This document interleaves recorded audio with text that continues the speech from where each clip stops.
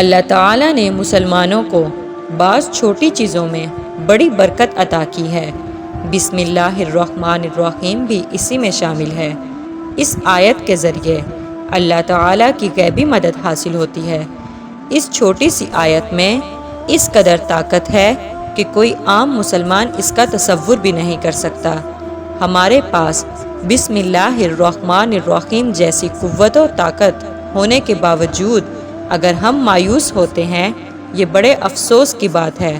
بسم اللہ الرحمن الرحیم کے بڑے فضائل ہیں۔ آپ صلی اللہ علیہ وآلہ وسلم نے فرمایا کہ مجھ پر ایک ایسی آیت اتری ہے کہ کسی نبی پر سوائے حضرت سلیمان علیہ السلام کے ایسی آیت نہیں اتری۔ وہ آیت بسم اللہ الرحمن الرحیم ہے۔ حضرت جابر رضی اللہ عنہ فرماتے ہیں کہ جب یہ آیت اتری، بادل مشرق کی طرف چھٹ گئے، ہوائیں ساکن ہو گئی، سمندر ٹھہر گیا، جانوروں نے کان لگا لیے، شیاطین پر آسمان سے شعلے گرے۔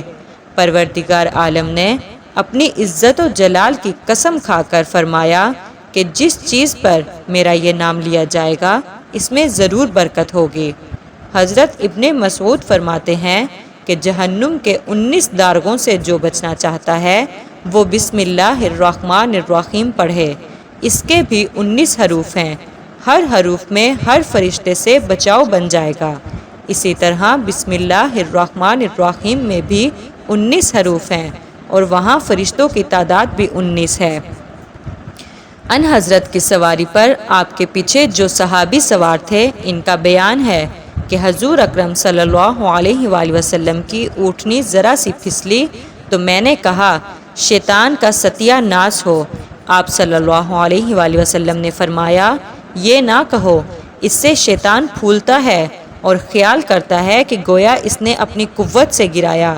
ہاں، بسم اللہ الرحمن الرحیم کہنے سے وہ مکھی کی طرح ذلیل و پست ہو جاتا ہے۔ ایک حدیث میں ہے کہ جس کام کو بسم اللہ الرحمن الرحیم سے شروع نہ کیا جائے وہ بے برکت ہوتا ہے۔ جزاک اللہ۔